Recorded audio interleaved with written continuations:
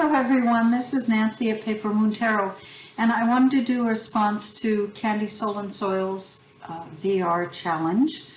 Hashtag 10 top curiosity decks. I can't tell you I have 10, but I have some curious decks, I guess. So let's dig in. The first one is the Templar Tarot. Templar, like as in Knights Templar.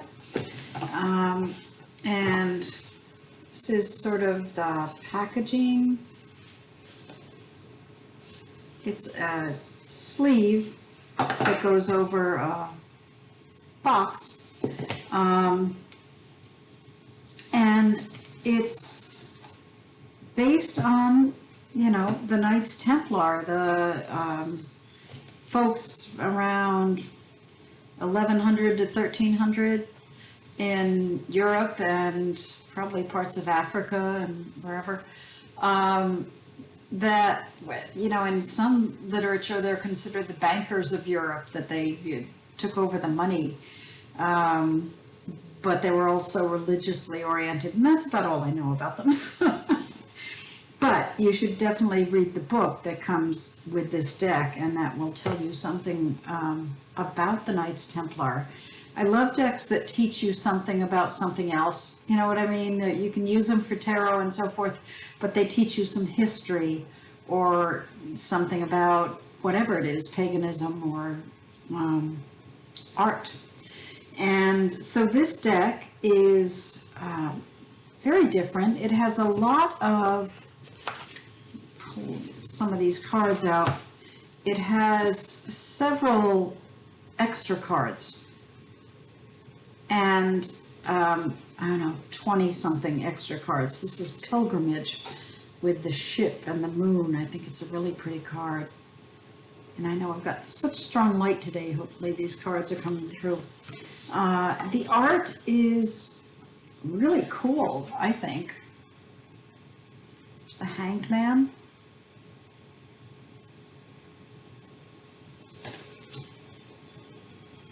This is some of the swords here. Put on my glasses so I can see. This is the, no, actually, this is Justice, and she has a sword.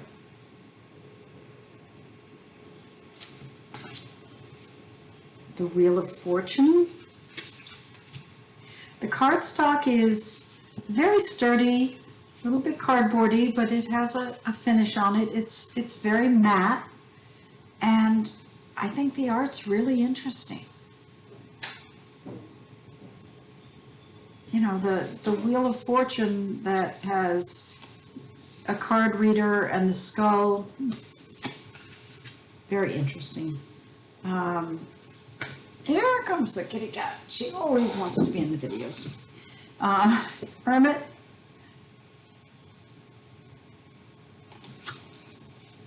Strength. I think this is a really weird, interesting strength card. I haven't figured it out yet. But, so the deck is unusual in that the art is kind of different, very colorful, nice cardstock, lots of extra cards, and the book is really good.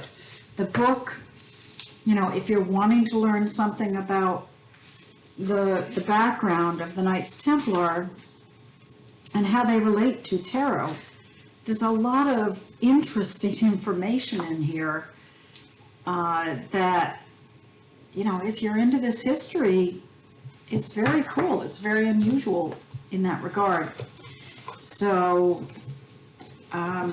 this is by Alan Chester and Stephen Defoe. So I will put links below, assuming it's still available, which I think it probably is, so you can get the Templar Tarot. So that's my first curiosity deck. I don't see it too often, and I think I sort of defined curiosity as it's a little different take on tarot, and I don't see it very often. Oh no, those are the two categories that define curiosity. Tarot of the Four Elements. I have seen on a few channels. It's a Bear and Company deck, very big box. It's Tribal Folklore, Earth Mythology, and Human Magic by Isha Lerner and Amy Erickson. Again, a very interesting guidebook. Lots of stuff about the more esoteric things that have to do with the elements and from different cultures. The deck, I think, is very cool. Unfortunately, on very cardboardy stock and not great stock. The backs have 4 elements. The fronts have a real feel of very sort of folklorish, mythic background, and I really kind of like the art. The borders, you know, I think about trimming this because the borders are very intense, but they kind of fit with the art style in a way. Whoop, I'm dropping things, guys. Okay. The borders seem to match up with the different elements. You know, very fiery for fire, for example. Blue for air. I love that King of Air. So it's a different deck, totally a different deck, and I don't see it very often. And like I say, it's kind of cheap cardstock, which is a shame. Might be interesting, trimmed down, take these borders off. Look at that, that's very cool. Okay, here comes kitty cat, Jade again. Say hi, Jade. Yes, one. Okay.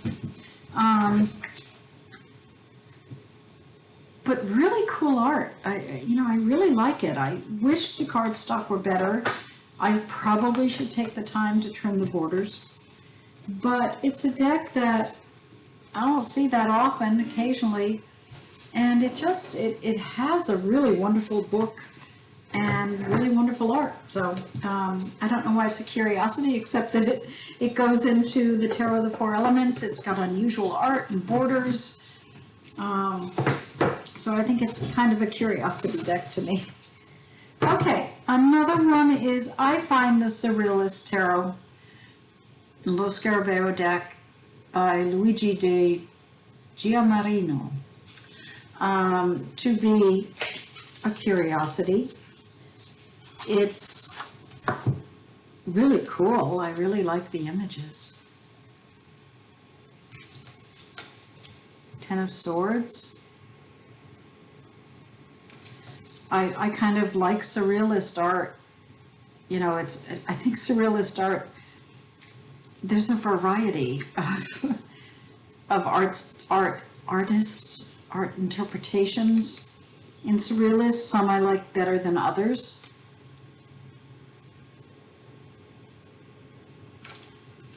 But this deck is beautiful. You know, if you're into decks for the art, this is kind of one for your collection. But it's kind of a curiosity in every way.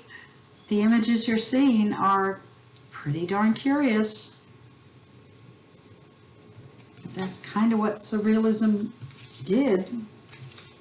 Shook up the art world with images like that guy has a cup in his head.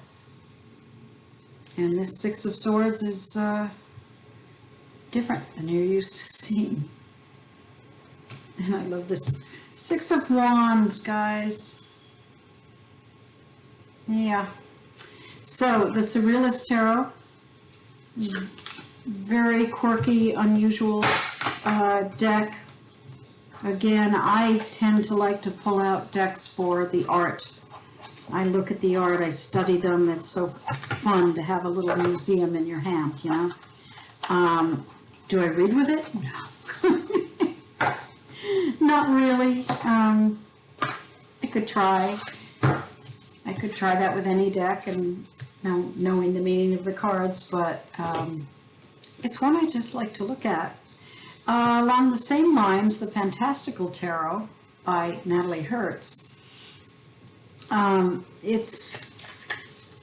I don't know if I think it might be out of print. It's a US Games, I believe. Looking for the little US Games logo. But yeah, US Games. But it's not too easy to find.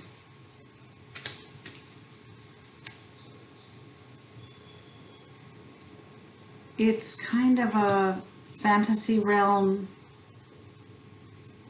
Very cool art to my mind.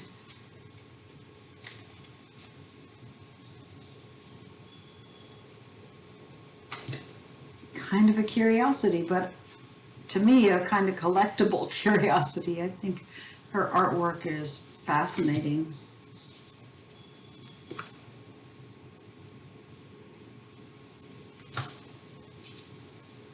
And again, give me a borderless version, I'd love it, but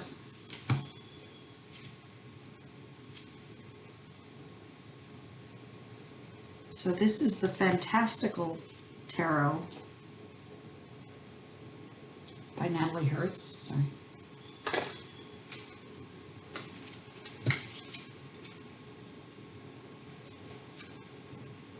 Very different and very cool and very well done, I think. Oh, one more. Queen of Swords.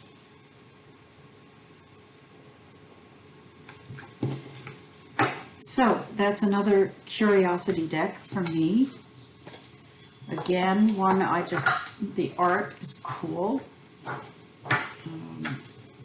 Cardstock, it's US Games, so it's pretty good cardstock. But it's different. And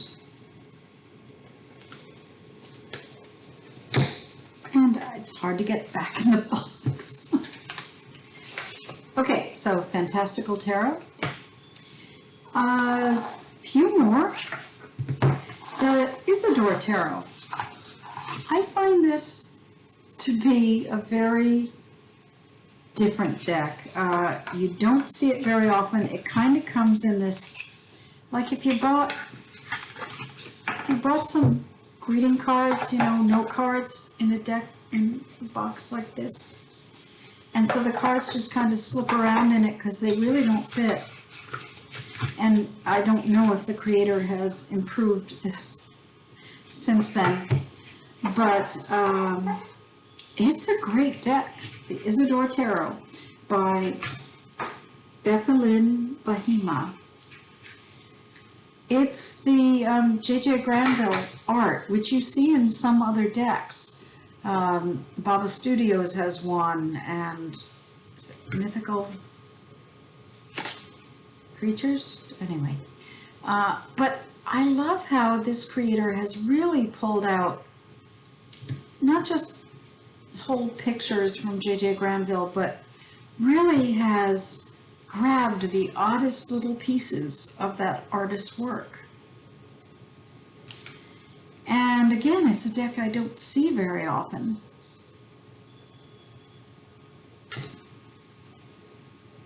And here's for example, our strength card. It's a really well done deck. The cardstock is a little shiny, but it's sturdy.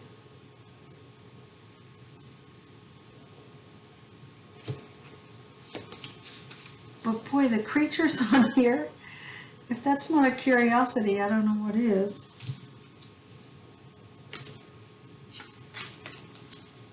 There's our hermit. So this one is definitely unusual, and I love it. It's a great deck. But again, I don't see it very often. I don't know if it's still in print. I hope so. And I hope the boxing has gotten a little better, but that's okay.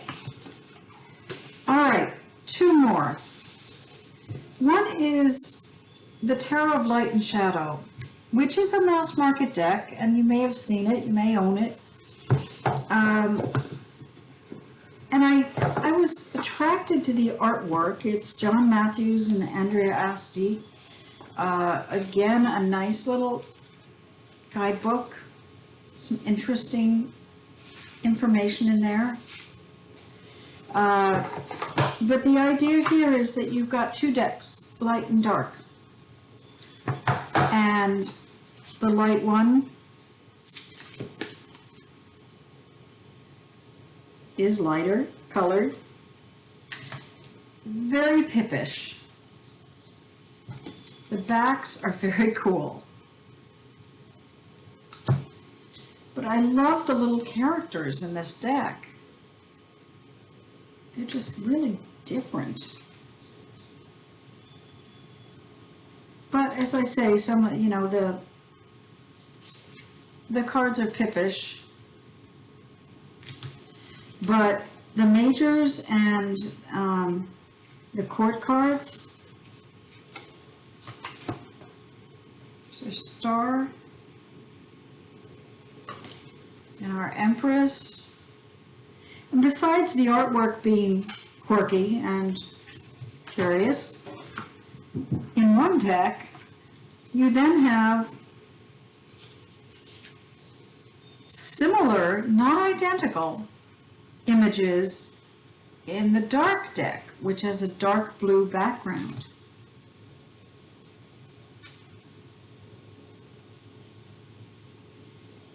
And I guess I haven't studied it enough, honestly, guys, but the idea is you can kind of mix and match the light and dark images in different ways. You could lay out part of a spread with the dark and part of it with the light and see how they come together. It's almost like doing a reversal and an upright together.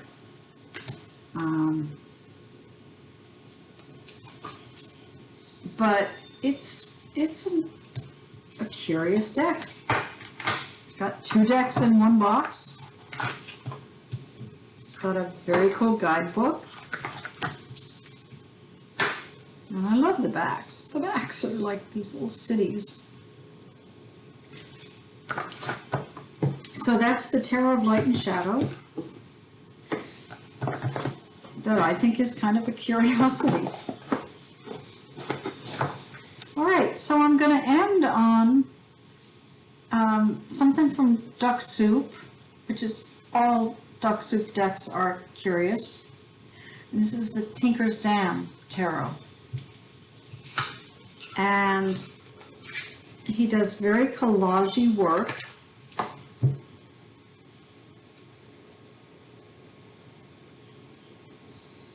And the characters are all kind of gothic and dark, and you're trying to figure out, you know, who the heck they are and what they are.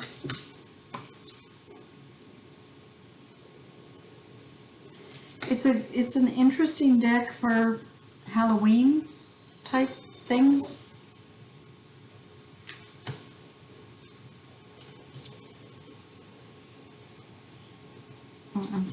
Some of these titles are a little different, so I'm trying to figure out what they are. But that's the Ten of Cups, and it's the oddest little family you ever saw assembled having tea. The court cards, Mirror of Fire, Mirror of Earth.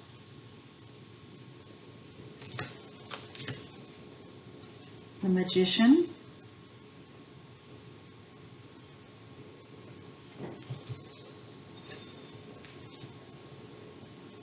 Anyway, it's it's definitely a different deck. 6 Evolution, I'm not really sure. That's the Lovers, I think. It takes some time to figure these cards out. But Tinker's Dam Tarot and Duck Soup. So those are some of my, what I consider curiosity decks, ones that I pull out for their strangeness, their artwork, their cleverness. You know, curiosity decks often take a different approach, a different angle to the art and the tarot. So I enjoy them for that. And thank you, Candy, for this challenge. And everybody take care. Bye.